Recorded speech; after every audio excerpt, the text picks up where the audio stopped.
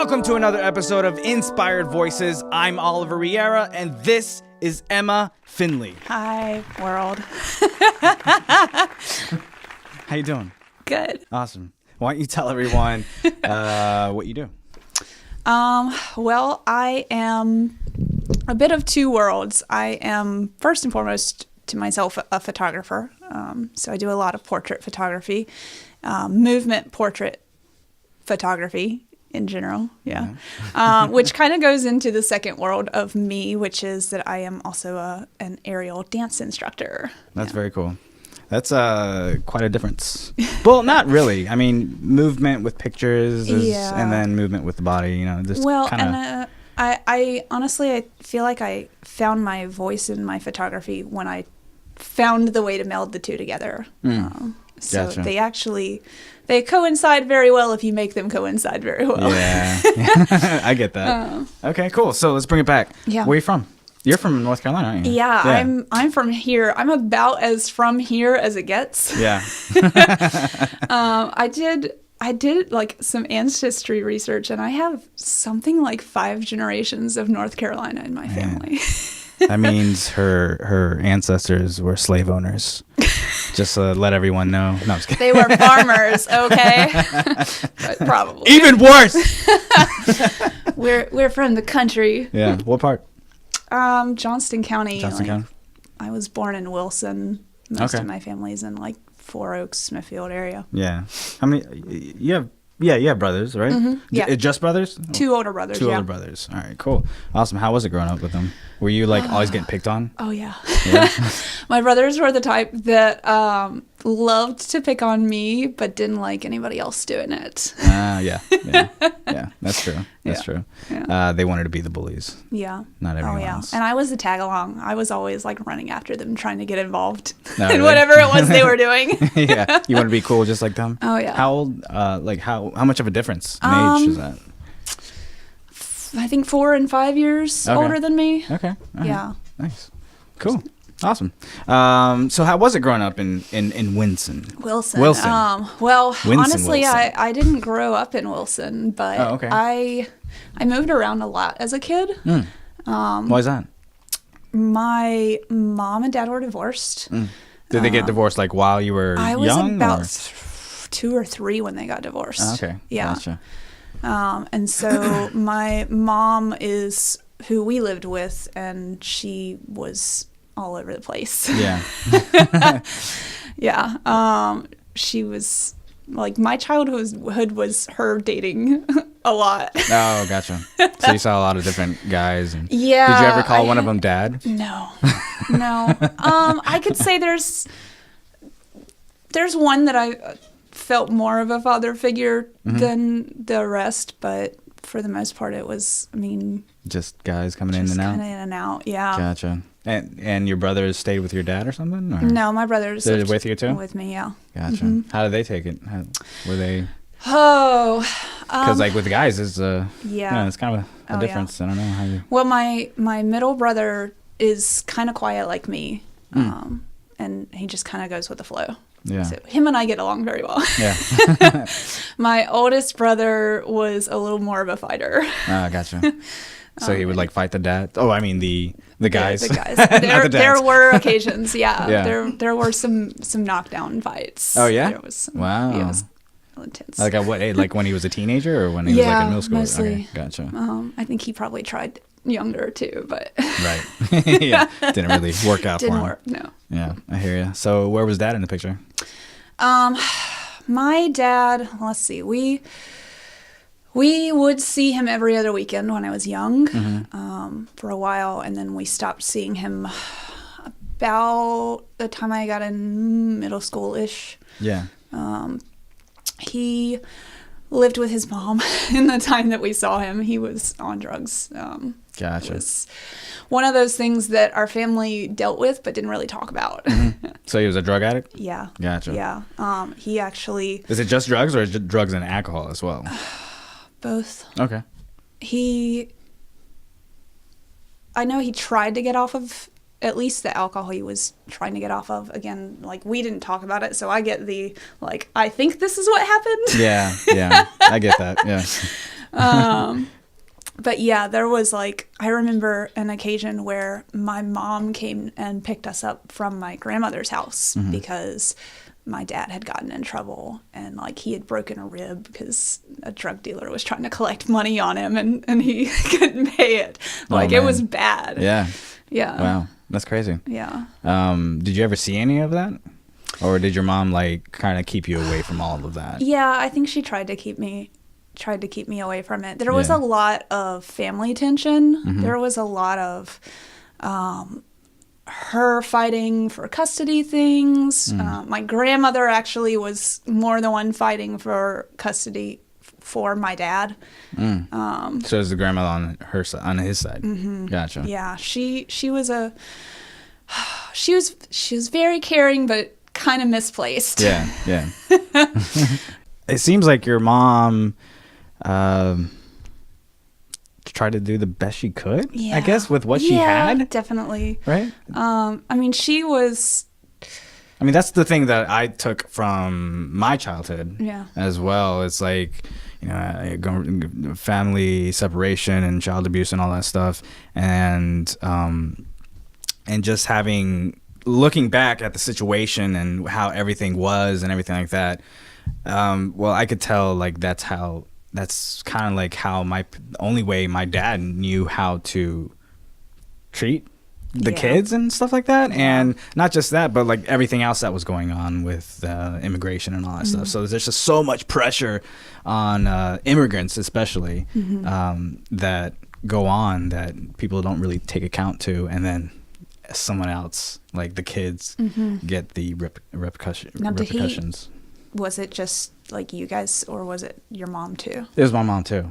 Yeah. So like when they left, it was just me and my dad, which was not great. Yeah. But I had to learn how to grow up really fast. So was it one of those things for you as well? Because like your mom was kind of like doing her thing, right? Yeah. And then your dad was out of the picture. So or did your brothers like take care of you?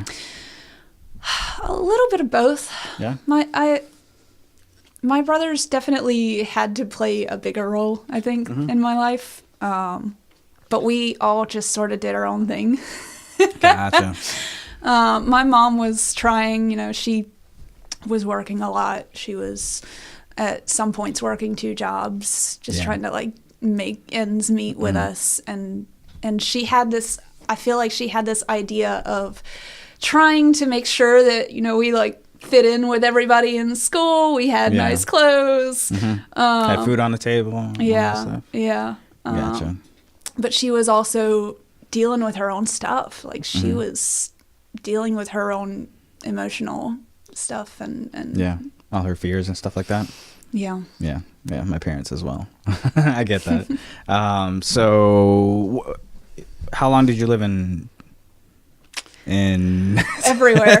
In everywhere. No, oh goodness. So why did you guys move from like places to place? I know your dad was it just because of him, or was it because my dad's was in Selma? We lived, I think mom moved for work and for guys. Okay, gotcha. She had a habit of moving in with guys. Yeah. Oh, okay, gotcha. Yeah. Okay. Which is weird. Yeah. Well, she wanted that support. Yeah. That's what it kind of boils down to. Like that seems like. So, how long were you there for? We were in Harnett County in Lillington for like most of my childhood, somewhere from like 6th grade through high school. So that was probably like where I was the most. Okay. Cool. So you didn't have to like make new friends for a while and stuff like that? Yeah. I came in, it was 5th grade. 5th grade I came in there, and it was definitely like new kid on the block, like what am I doing? Yeah. And that was, at that point, that was when all the stuff with my dad was blowing up a lot too. So it was just a lot of big change. Yeah. And that either like makes you a troublemaker in school or a really big introvert. School was my safe space. Oh, really? Oh, yeah. Okay. I think that's why I like school so much. Because it was like the only place I was like normal? Yeah, well, I had so much support. Like, that was I feel like my teachers were the most parental for me. Yeah. I remember like in kindergarten even, I had my first grade teacher pulling me out of classes, teaching me how to read before everybody else. And then I had, in sixth grade, I had my social studies teacher was like really supportive of me. And like he would pull me out of class and say some random thing like you don't have to be what your family is, like what that background is, like you can do this and you can go be a doctor. And like I had so much support from school. Wow. Yeah. That's cool. I never really hear about support in school and stuff like that. So that's good. They exist. They're there. Exist. That's awesome. So you didn't get into any like fights or anything at school, did you? God, I was the good kid for a really long time. Until boys. Oh, okay. Gotcha. Yeah, pretty much until boys. Yeah. High school. Yeah, I was like, I tried to go to church as a younger kid, and my mom didn't. Like, she was religious, but she didn't go to church. And I was like, I'm going to go to church. And, like, I found my own church with some friends and would go on my own. And I was like, my friends in school were always trying to get me to cuss. And I was like, no. But I was quiet. I was locked in a book a lot. Gotcha. Yeah. You're a reader. Yeah. You're a big reader. How many books would you read? I had this is my like prime. Are you like one of those people that like read a book in a week or something, like a Harry Potter book in a week? I read a 1,000-page book in 3 days. That was my Damn. Yeah, I was like putting my flute down in band, like, oh, we're not doing anything. I'm gonna read. Okay, we're good. Okay. Damn, that's impressive. Yeah. That's pretty cool. I mean, like every time that I read, which is not a lot, but every time that I do read, I find myself communicating better. But not just that, but it's almost like my mind is warmed up. Yeah. And I think that's what it does for me. I think it's for a lot of people. It's obviously, a good creative stimulator. I think that it was a strength and a weakness for me because I feel like I spent a lot of time reading and not as much time being social. So, right. Like I have like social anxiety. I get freaked out around people sometimes, and I think that just being locked in that world, like that little escape for me, was probably something that didn't help. Oh, gotcha. Yeah. Do you know where that comes from? Your anxiety? Is it just from growing up? Yeah, I think I always had it. Yeah. I didn't realize I had it for a long time. I would get really nervous before like tests and stuff, like to the point where I had to like go to the bathroom because I was like freaking out. Oh, wow. Okay. Yeah. Gotcha. But I didn't realize it for a really long time. Yeah, I think I had social anxiety, but not until... Well, actually, I think I've always had it. Yeah. It just never really showed because I was always the quiet one. And so even like if I would start talking and stuff like that, I'd just get more angst and just freak out or something like that. My brain just shuts off. Yeah. Just like you know what you're trying to grasp at in your head, and it's just like it doesn't work out when it comes out. Especially when it's a joke or something like that, you know? Bad times. So high school, you graduated? Yes. At 18, not 16? At 18. Cool. All right, so what happened afterwards? I went to college. When did you start taking pictures?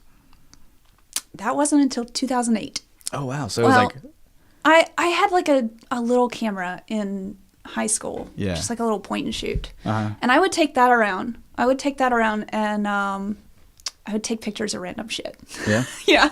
Like, oh, I'm going to take a picture of my feet. Oh, I'm going to take a picture of my book. Now, was it like a normal picture? Like, oh my God, here's my feet. Or is it like, this is artistic? No, I was just taking pictures. I think I was just bored. I was just like, I have a camera. I'm going to take pictures of shit. So, yeah, okay, gotcha. Yeah. Okay, so you went to college. Yeah, I did. What college you got to? So I started at UNCW. Oh, okay. I went there for the first semester and a half. Huh. Interesting. What happened? I flunked out. Oh, nice. I almost flunked out of college. Yeah. I wasn't coping. Like, it was the first time that I had been away from, like, my family and my and everyone that you know, pretty much. Yeah, and I just, like, I wasn't dealing with it. I had a little bit of a depression in that phase, and I just flunked all my classes. I would just, like, I wouldn't go. Some students that are in college that go to where I teach, Finley, they have social anxiety too. So when I see them like going off to college and then they come into the class and they're like bawling. I'm like, what happened? Yeah. It's like it's just like the anxiety they get from being in college for the first time, and it's just overwhelming and all that stuff. Yeah. So were you in a dorm and everything like that? Yeah. Gotcha. Yeah. I get it. I was in Orlando by myself.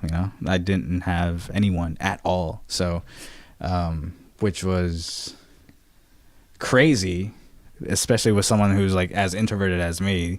I'd want to stay safe. But I didn't stay safe at all. But I made it work, and I almost flunked out. Just like, well, I didn't. Was that not the audio school that you went to? Yeah. Yeah. So, how'd your mom take it when you flunked? She freaked out. Yeah, I bet. Yeah. Well, so I had dated this guy in high school that was a terrible, terrible person. One of my childhood mistakes. And she freaked out about that in high school. Gotcha. Like, to the point where she put me on lockdown and like took my phone and all these other things. Took the door off your room. Just about. No, at one point she took the keyboard and the mouse off the computer so I wouldn't text him. Oh. That sucks. So when I flunked out of college, the first thing she said was, "It's because of Andrew, isn't it?" Yeah, my mom does the same I'm like, thing. I haven't even talked to him. What'd you go for? I was studying, I think at that point it was English. Yeah. Okay. I was trying to study English. I wanted to be an English teacher. Oh, interesting. Yeah. Why an English teacher? Is it because of books? Yeah. And words? I think I had the most support in my English classes. I loved analyzing books and just like thinking about the stories, thinking about the like social context of it. It was interesting to me. And I was a writer. I mean, I journaled from about the time that I could write. Yeah. To now? To now. Yeah. You still have all of those journals? Every one of them. I have probably 10 or more journals. Yeah. Interesting. Yeah. It's good to go back and... No, it's not. You could turn it into a book. Actually, that's what my mom kept saying. Oh, yeah? And I'm like, nobody wants to read those. Maybe the last several, but not those. Yeah. I saw a video the other day, actually, about how you could buy diaries off of eBay of strangers. Strangers' diaries. And so there's always a way. No, I've... Like, every now and again, I get that itch, and I'm like, I'm going to pick up one of my old journals. And I read, like, a page of it, and I go, oh, my God, what is this? Yeah. You should let a stranger read those and see what they think. I don't want a stranger to read those.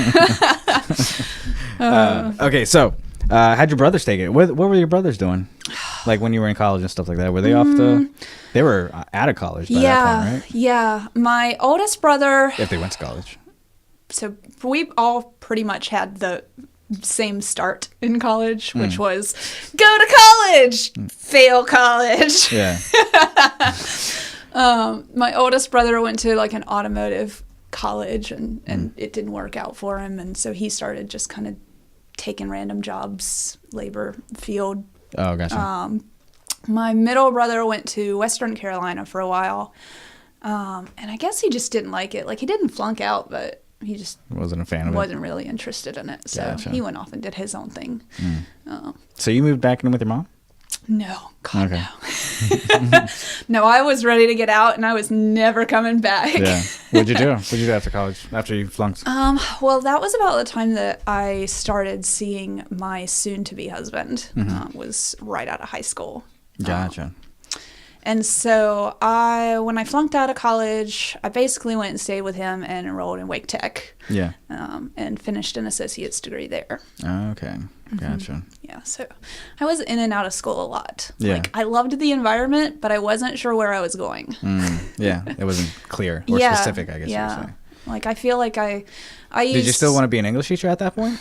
Like when you got your through associates? so many things. Oh, gotcha. I really did. Like, I was trying really hard to find out where I was going, and I had no clue.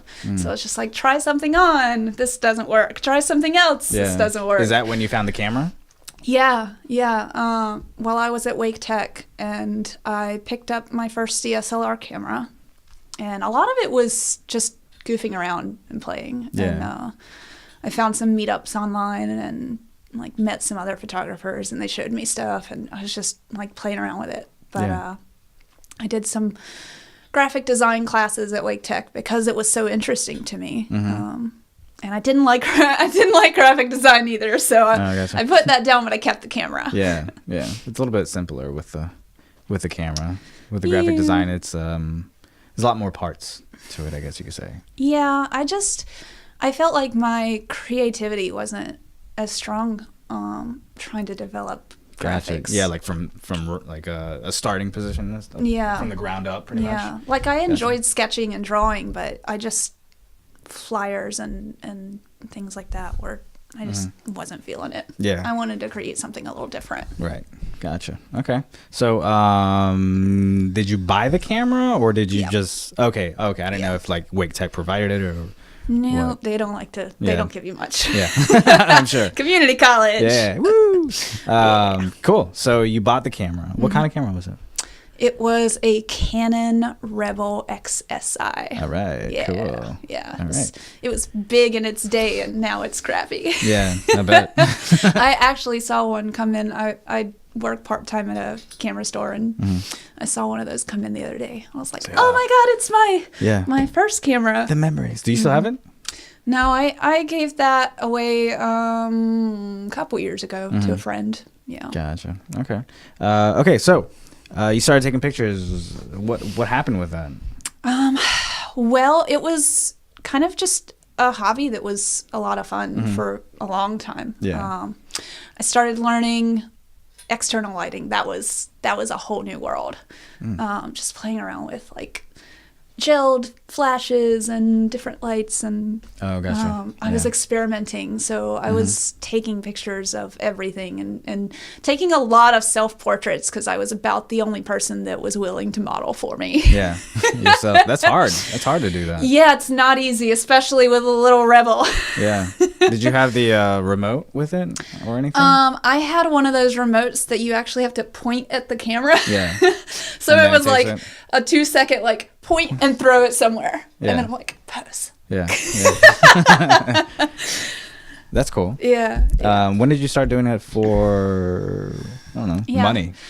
Well, I would get random gigs every now and again. Yeah. I would get a friend who wanted me to do their family portraits, or at one point I played around. This was like more with, in the beginning, right? Yeah, of like the stage? in the first few years or so. Right.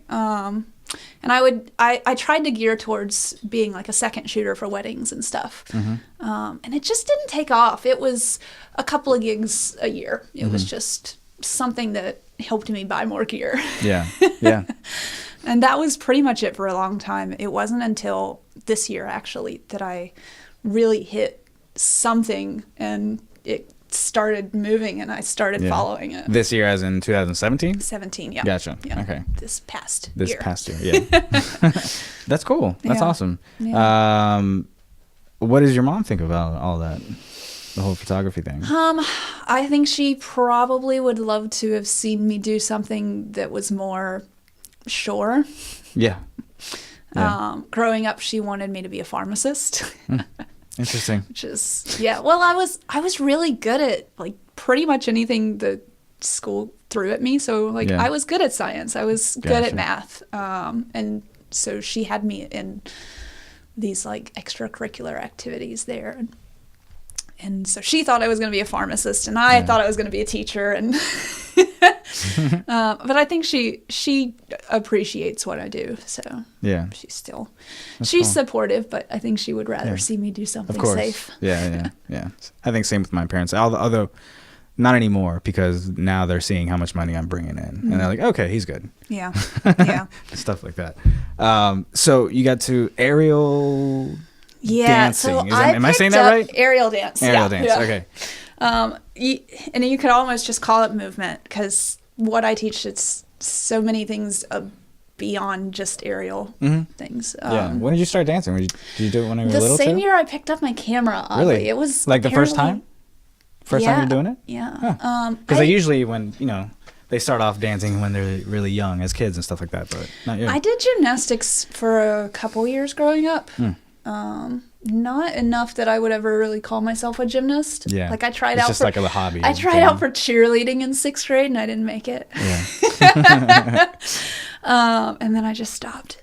Gotcha. But yeah, it was the same year that I picked up my camera, oddly enough, and I had found a YouTube video of a girl in her basement just like jamming out these cool moves on a pole, and I'm like, that looks awesome. I want to do that. Yeah.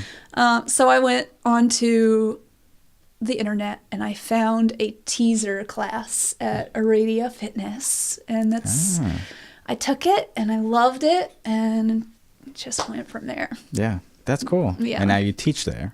And now I teach there. How long was that? How many years? So that was 2008. Okay. And so you've been there since 2008? Yeah. Wow. That's pretty impressive. Yeah. I started teaching maybe about 3 years after I started. Yeah. Wow. So you were a quick learner? It's all those books.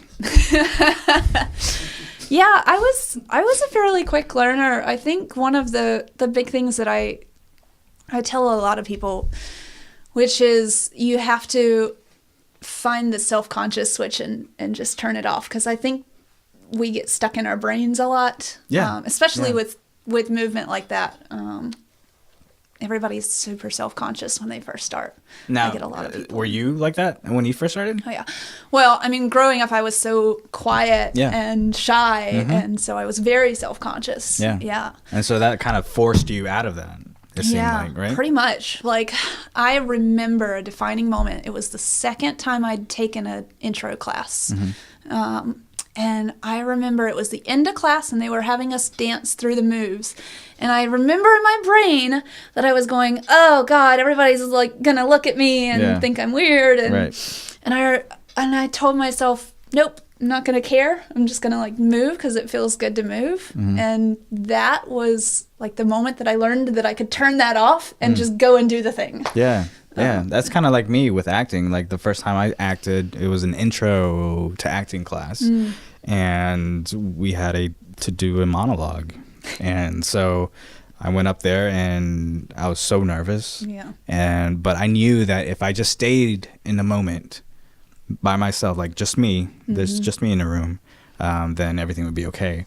And it ended up great, and like people were like, "Oh my God, are you sure this is the first time you're acting?" I'm like, "Yeah, man, yeah." But it just like if you just stay in a moment and just pour your heart out, it will show. Exactly. And so that's when I learned that I could. Well, that's not when I learned that, but that took it to a new level. Yeah. So it just reinforced that switch, I guess you could say. That's awesome. Yeah. No, I feel that. I feel that a lot. I get it. Definitely. Yeah. So, you teach there. How do you feel about what your students are doing and the progress they're doing? That's awesome. Especially like when they first come in, right? Yeah. Well, and that's the cool thing is I get to see them come in like super awkward and shy and clunky, like like they obviously they're learning something that's very new to their body. They're tense too, right? Yeah. Oh yeah. And they don't have body awareness. So it's interesting. So I get to see that. And then I get to see them stay, because there's always that one little determination of this is fun and also I'm going to beat this. Yeah. Right.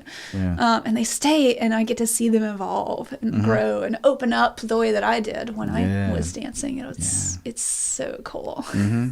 What's do you notice any differences, or did teaching help you be a better aerial dancer? I think so. Yeah. Yeah. Because like with me, like teaching acting took my acting to a whole new level, and then coaching and taping actors for auditions they have definitely just took it even more. Well, it makes you really break things down and think about the why. Yeah. Yeah. Yeah. And when I first started dancing, like I would get my pole at home and dance with a friend. So we were teaching each other just from the very start. You guys were teaching each other? What's that? You guys were teaching each other? Yeah. That's funny. Like we were watching videos and like YouTube videos? analyzing it and going, okay, well their arm is here and they're doing this, and like trying to help each other figure it out. Me and my friend used to do that too, but it was with jiu-jitsu, not pole dancing. What's the relationship between dancing and photography for you? So it was really chance. This past year I decided that I wanted to take some pictures of some of the instructors at our studio and just like play around with it. And so I basically arranged a big photo shoot of all the girls. Yeah. And that was really where everything started clicking for me. And I really loved that bringing the movement art into my visual art was just awesome. Yeah. Being able to direct people. It's something that I find that I do now, regardless of who I'm taking a picture of, is a lot of the same techniques I use as a dance instructor. It's like building exercises so that they'll move more naturally. Yeah. Building playfulness so that they'll like do the things that I want them to do, so that I can get that picture of them in their element. Yeah. Yeah. That's cool. Yeah. That's awesome. It's funny how like you could, all the things you learn in life, and then at some point you could just put them together and then they just layer. And it clicks. Yeah. Yeah. And I remember I was on a meditation retreat a couple years ago, and I talked to this girl who was a counselor like in Boone or something. We were talking. Yeah. And she was like, there will be a point somewhere in your life where all the things that you're interested in will finally click into something cohesive, and that'll be your thing. And I'm like, I don't know. That doesn't sound like it's going to happen. I don't believe you, Miss Hippie Lady. Yeah. But it did, so. Yeah, it did. It does that. Yeah. Life is crazy how that happens. Now, seeing your dad in that situation and all that stuff, and your mom going a little wild and stuff like that, is that a chip on your shoulder that you take with you to push you forward? Do you use that as a positive? I think I learned to grow beyond it. I don't necessarily know that it fuels me, but I definitely feel like I had to grow past a lot of things from my childhood and have to push through those. Yeah. You want to tell everyone where they can find you? Sure. And your stuff? Oh, by the way, just to put it out there, the pictures you guys. Oh yeah. When the pictures you see of me on Instagram and such things like this. The professional looking pictures, not the sloppy ones or anything like that. Or not sloppy. Sorry, Matt. I'm not trying to. Please don't quit. I need you. All done by Emma. That was me. So I did that. I'm telling you, it's all a matter of time for you, I think. Yeah, because now that it's clicking, it's just gonna build so fast. And I feel like I'm like in that experiment phase where I'm trying things out and learning what's working and getting ideas. It's really cool to because you picked it up at 2008, right? And then 2017 is now something's clicking. Yeah. So I could just imagine like 5 years. It's not going to take 10 years anymore. It's going to take Not long at all. Yeah. As, if you keep doing what you're doing. Yeah. Of course. Well, that's the plan. Yeah. Like last month was scary. It was the first month that I felt like the momentum dropped some, and I was freaking out. I'm like, I'm not making any money from this. Yeah. Nothing's going on. Yeah. I think everyone who makes money on their own kind of freaks out when it doesn't happen I do that sometimes too when it drops, especially like in the wintertime, like work slows down for me and stuff like that. I'm like, ugh. Yeah. Well, and I have no idea of like what the season is like for what I do, because like there are so few photographers that do what I'm trying to do. Oh yeah. So it's I've actually really never uncertain. met any photographers that do what you do. Yeah. So One of a kind. That's the best way to do it, right? That's right. But yeah, like it phased down and I freaked out, and then like I had to take a mental minute with myself and just be like, okay, well, what can I actually do? What can I do to make action here to push it back up? Yeah. And as soon as I like shifted my brain on that, it just kept came back. going. Yeah. Yeah. That's awesome. Yes. That's good. Yeah. I love it when that stuff happens. Yeah. It's great. Okay, cool. Now you can tell everyone where they can find your stuff. You can find me on Instagram is where I'm at mostly. It's MJ Photo Art, and my website is also mjphotoart.com, and my Facebook is also MJ Photo Art. It's so easy. That's me. That's where I'm at. Awesome. Yeah. With your dance, what kind of dances do you do? Like, because it's not just aerial, right? Yeah. It's and that's why I like to call it movement, because for me, when I was first dancing, it was a lot of tricks and things. It was very aerial minded, and as I've grown in that, I've come a little lower to the ground. Yeah. I love freestyle flowing. I like just like turning a song on and seeing where my body goes. It's a different kind of art. Yeah. It pushes your creativity when you do that kind of thing. Yeah. But I teach low flow stuff. I teach the aerial stuff. Low flow. What's low flow? That's what I call that. Is I'm using the pole as an apparatus. Usually it's just pole. But you're using the ground. Yeah, but I'm staying pretty grounded. Yeah. Gotcha. Low flow, there it is. But I teach pole. I teach lyra every now and again, which is the hoop. Right. Yeah. And then I teach things like flexibility classes. That's cool. That's awesome. Like that. What's your favorite out of all of them? I like the low flow stuff. Yeah. It's my jam. Yeah. Yeah. We have a class. There's a couple that I really like. The pole emotion class is pretty awesome. That's like just trying to. It's like dance therapy. Yeah. That's cool. So that one's one of my favorites to teach. I also really like the sultry pole classes and sultry. Yeah. What's that? Yeah. A lot of heels and body waves and hair flips. Oh, gotcha. The I'ma sex you up movements. Yeah. There you go, Matt. Look at that. Now, if only you had a pole in front of you. Yeah. You got it. Yeah. It's cool to be able to take so much into your movement. Like that's the big thing with pole to me, is that it's anything. It's whatever you want it to be. Right. So if I want to be sexy and I want to be in touch with my body, I'm going to do that. If I want to be really emotive and just like get out all the angst that's in my brain, I'm going to do that instead. It's whatever I need.